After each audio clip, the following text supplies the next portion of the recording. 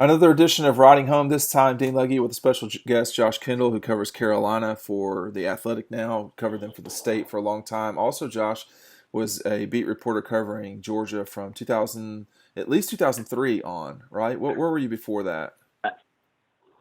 Let's see, Jim Donovan's first or last year. What was Jim Donovan's last year? Two, 00 2000. or 01? Yeah, 2000. 2000. And so So from 2000 to 2000 to 2008. 2008 or so. The two of us have had a Yeah. long history now, with almost a decade long with you for South Carolina. And I went to college in South Carolina, obviously married a woman from South Carolina. And so I know Carolina pretty well. And I didn't want to do the typical, discussion about South Carolina and Georgia this week. I mean, the Dogs are a 3.5 touchdown favorite over Carolina, a Carolina team that has had, since Steve Spurrier's left, really one season that's been, I would say, memorable. The year 2017 when they beat Michigan in the Outback Bowl. But even that year, their arch rival Clemson going to the playoff, and then their number 2 rival, so to speak, Georgia playing in the playoff. But when you look around the league, Josh, Georgia and Carolina, Georgia with the hire of Kirby Smart, would he have been able to do the same sort of thing at Carolina, or do you think that the combination of Kirby and Georgia is something that would have been tougher to replicate at Carolina? Oh, I think it would have been much tougher to replicate at Carolina. I think that, Kirby took over a program that had won 20 games in the previous 2 years. Will took over a program that had won 10 in the previous 2 years. Mm-hmm. So I think you start right there. That excludes all the other, what I think are natural advantages that Georgia has as a program, in terms of its geography and, so proximate to one of the best recruiting areas in the country, and historical tradition, and being a lot more of a name brand than South Carolina is. So Will suffers by the comparison to what Kirby has done, but it's just not a fair comparison.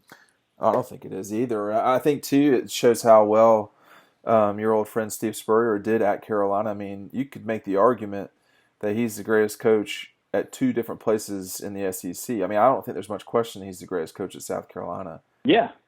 He's the winningest coach, certainly, at 2 different places in the SEC, and I think only he and Bear did that. Yeah, I mean, I don't know if anybody ever appreciates anything in the moment, but especially football fans. But that 3-11 win seasons is never going to be replicated. Well, is 5 wins in a row against Clemson going to be replicated anytime soon? Right. I mean, those things were almost never going to be replicated no matter what. They're certainly never going to be replicated in the current reality, which is that Georgia and Clemson are both on basically unprecedented runs in their program's history, and you're stuck geographically and sort of psychically between both of those programs in South Carolina. So, yeah, I think Will suffers when compared to his predecessor. He suffers when compared to his former college teammate. And South Carolina is suffering this year because they've lost to North Carolina and Missouri, and so they've got to get this. They've got to get things kind of pointed in the right direction here. But that's a real tough ask this week. Yeah, I mean, we had a podcast last night talking about, are we completely dismissing Carolina's chances too quickly? I hate doing that in sports, but it's even with it being a noon game, even with the Feaster running back looks pretty legit to me.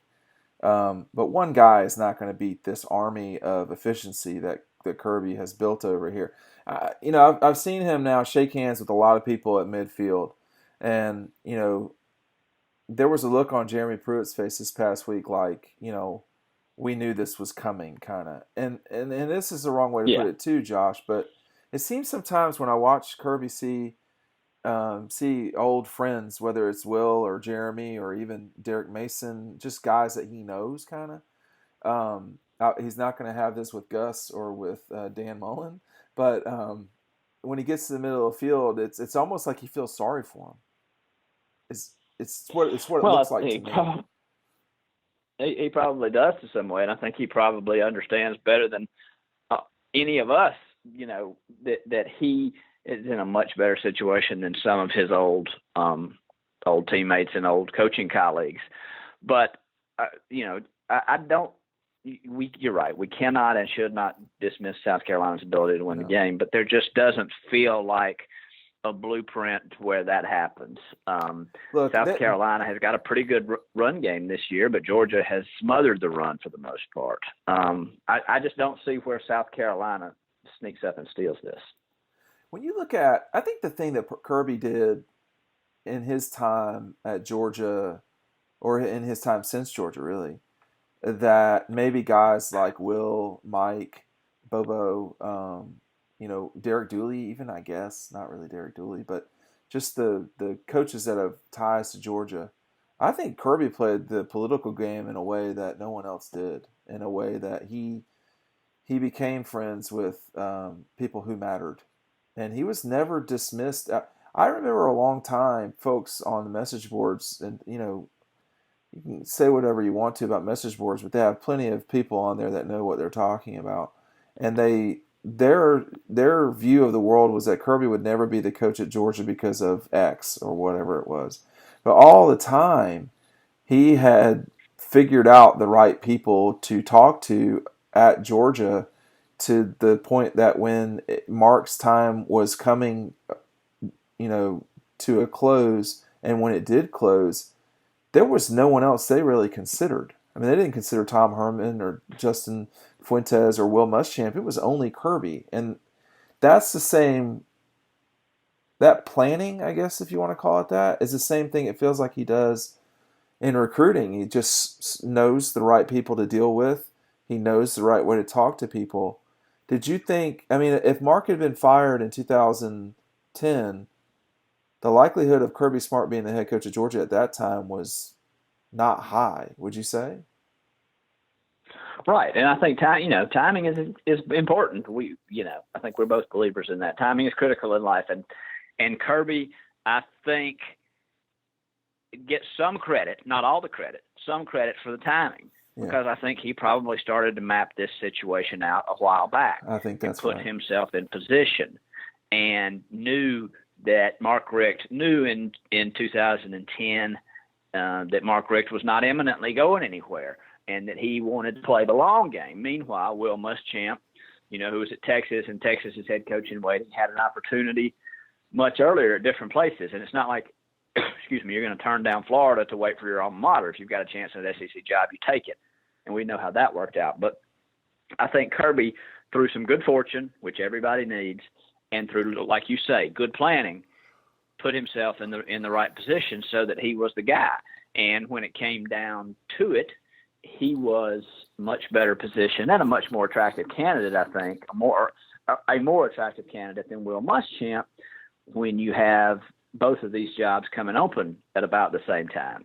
I just think that was, that situation felt almost inevitable by the time people were signing contracts there.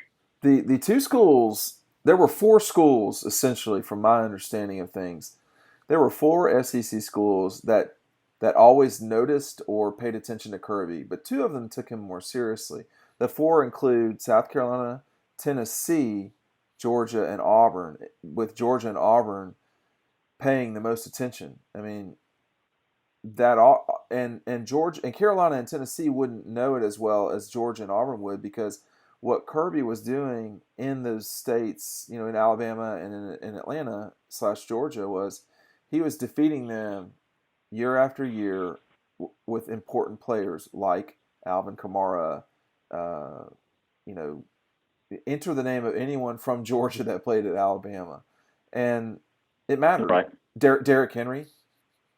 Derrick Henry was at least in part Kirby. Jake Fromm was going to go to Alabama, so Dalvin Tomlinson. There were a lot of guys that wound up over there, but that you could get that you could get Derrick Henry and Alvin Kamara. They both didn't play at Alabama for 4 years, but one of them won a Heisman Trophy there, and the other one rips up the NFL all the time. It just showed how good of a job that Kirby could do. Now, he wasn't exclusively the guy for either of those guys, particularly Derek, but he was a big part of it, and he would have been a huge part of Jake Fromm. So Georgia and Auburn really understood it. I don't know if at the time Carolina's leadership knew how important he was in the world of recruiting. I think he's the best recruiting person. Period. I thought it was used to be Urban. I don't know. I think Kirby is probably as good as it gets. You can see that it's hurting Alabama to some degree in ways that no one really would have ever thought. But it does hurt them on the margins, and that's what it takes in this league. Do you think that? I mean, I don't want to. I've been talking so much about Tennessee here lately. I hesitate to even turn the conversation towards them. But in the game of chess that is, the next generation of coaches in the SEC, some of these guys are having a hard time even getting to be in the next generation. I mean, Will is in a rocky situation right now in Columbia. I think he's done a pretty good job, generally speaking, at Carolina. I'm not sitting here saying Right. it's the same thing as what Spurrier did, but I'm not. I mean, look at Jeremy Pruitt. That looks like a hot dumpster fire with no water in sight. And others. I mean, Mike Bobo is on the verge of being out at Colorado State. Derek Dooley has been around the block a time or two. It's tough out there. Right. Well, I mean, I think that there's no question that Kirby is, I think, the best recruiter in the SEC at the moment. And, singularly, they're recruiting as a group as well as Alabama. And I think Kirby probably stands alone. If you were just to single out one guy that you wanted to be your recruiter, your deal closer, your head coach as a recruiter, I certainly think it's Kirby. And I think that if you're going back, circling back around to the timing issue, and whether or not South Carolina, how well they played administratively, what you have to remember is they weren't ever really in control of their timing. See, that was always Steve Spurrier's time. Georgia was to some degree. Georgia, when they realized they needed to make a move to get Kirby, they felt like they were in a tenuous position. If they waited a year, they moved Mark Richt out of town. South Carolina, I think, probably didn't do a lot of advanced planning because they didn't know what they were planning for, when they were planning for. So instead of feeling like we got to get everything lined up for this year, they were just kind of waiting for Steve to be gone and then going to move from there. And then Steve goes in the middle of the year and you're kind of caught, red-handed a little bit. And by the time and South Carolina was just never going to lure Kirby Smart over ahead of Georgia. There are very few guys South Carolina would not ahead of Georgia, but they lure ahead of Georgia. But they could have gotten him before that. Right, but they weren't in control of that. They were not going to move Steve Spurrier. To get him before that, they would have had to move Steve Spurrier out of the way, and they were not going to do that. That was just never going to happen. Yeah, I mean, that was never going to happen. And again, this is not me advocating for Carolina to fire Muschamp. I thought they would be better this year than they are. I'll say that. But at the same time, what happens in Columbia / in this state, generally speaking, talking about South Carolina. This is not exclusive to Carolina. This goes both ways with them in Clemson. They are, I would say, those two fan bases are over-obsessed with one another and what the other is doing. Georgia doesn't really have that situation. I mean, Georgia Tech doesn't really, they're not in the universe of Georgia in athletics, and Florida and Georgia are so far removed geographically in terms of where the fan bases are. In South Carolina, whether you're in, Bennettsville or Bamberg, everyone's kind of lumped together. I mean, there's more Carolina fans probably in the state than there are Clemson fans, although you wouldn't know it if you drove around here lately. But generally speaking, it's barely a Carolina state, I would say. But I'm old enough to remember when Dabo Swinney was nearly run out of town for losing to Carolina. Not the fifth time, but I think it was like the fourth time when South Carolina beat them and just, I mean, I don't want to say embarrassed them, but they consistently, Clemson, underperformed in those games against Carolina when they were both ranked teams or one of them was ranked. And the two fan bases there, I mean, you can't talk about South Carolina without talking about Clemson and Clemson about Carolina.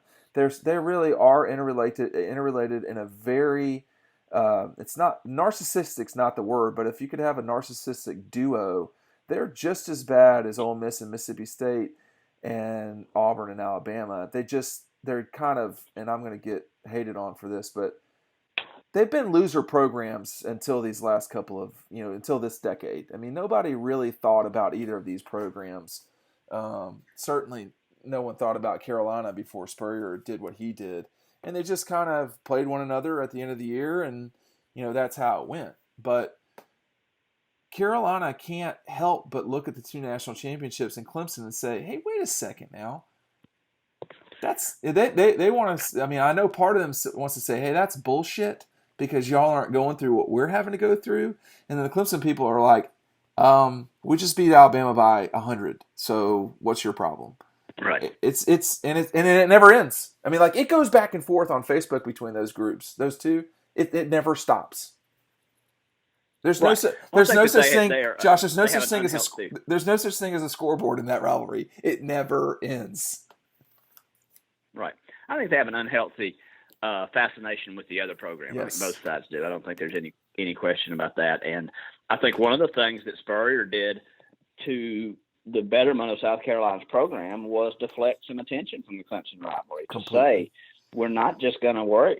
Being 1-11 is not good enough, even if it is Clemson. We're not going to worry about Clemson. We're going to take down the beat Clemson signs 12 months out of the year. And I think that helped South Carolina improve. It wasn't a huge part of it, but it helped.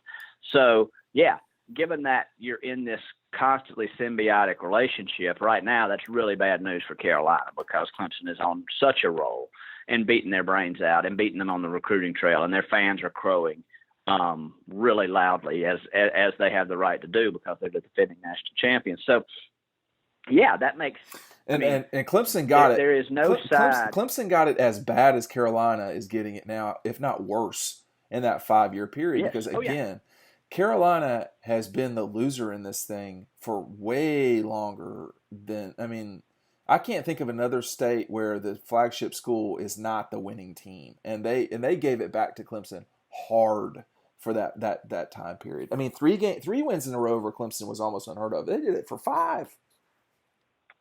Oh yeah, and they crowed about it louder than anybody in the country probably, and loved, reveled in it and enjoyed it as they, enjoyed it and miss it greatly. So I don't think that there's. I can assure you they miss it greatly. That's totally true.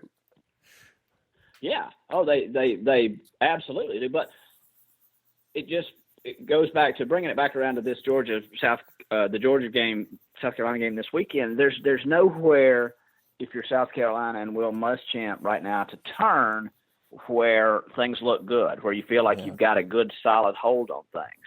Your two biggest rivals are way out in front of you on long winning streaks against you. So, that makes it difficult. And, this week will not be as bad. I'm assuming losses for South Carolina against Georgia and Clemson this week won't be as bad as the Clemson week. That loss won't hurt this loss won't hurt South Carolina people as much. But I think the reality of it will. I think they're kind of numb to where the Georgia rivalry is right now. They're not quite numb to the Clemson rivalry yet. But they're kind of numb to the Georgia rivalry. Not a lot of people expect to win, so they'll take this loss, what I expect to be a loss, and move on, and then really worry about turning things around this season. But that lots of people, almost all the people outside of South Carolina's football building in Columbia are expecting a South Carolina loss. Well, if Carolina were not named South Carolina and Clemson were coming to town, I would give them just as good a chance of tripping up Clemson, who sometimes forgets their pads in Death Valley when they go on the road, it seems like, in these games. But that they're playing Carolina in Columbia and everybody knows what's at stake in that rivalry. I don't think Clemson would lay an egg in it. But, I mean, we are talking about a program that they just don't play well sometimes. And it's like out of the blue. Yeah. So you just never know. But, I don't know. I'll say this about this Georgia-Carolina thing. You do want more for this game. Of late, Georgia hasn't exactly beaten South Carolina's brains in over the history of the world. But this would be, I mean, if what Las Vegas thinks holds up, this would be as good a run against Carolina as in my lifetime, because it would be 5 straight games, if I'm not mistaken, with double-digit wins, 15, 16, 17, 18, 19. That would be pretty unprecedented in this time. And a couple of those Georgia teams were not very good, and they still did that to Carolina. So we'll just see. I know this is what Carolina has been for a long time, though, Josh. They've been better than this, but they are a program that has struggled to get past the 7-win mark for a long time. And the 5-year span that they were beating up on Clemson, which coincided with their best 5 years in school history, has masked some of the reality that is South Carolina football through the years, and to some degree South Carolina athletics. But we will welcome you back to Sanford Between the Hedges. You'll see. Can't wait. One thing before we go, when was the last time you were at Neyland Stadium? 2 years ago? Yeah, 2 years ago. They got a long way to go, man. It's the football team? Well, the football team is one thing, but the structure, the it's just that stadium. I didn't realize it just doesn't look as nice as it should. I guess is the way I would put it. No, Tennessee's in trouble. Tennessee, that program's in trouble. All right, thanks to Josh Kendall from The Athletic for joining me today. Click subscribe if you're listening on YouTube. Everybody else, we appreciate you listening. We'll see you on the website, dawgpost.com, dawgpost.com. We'll see you on the website.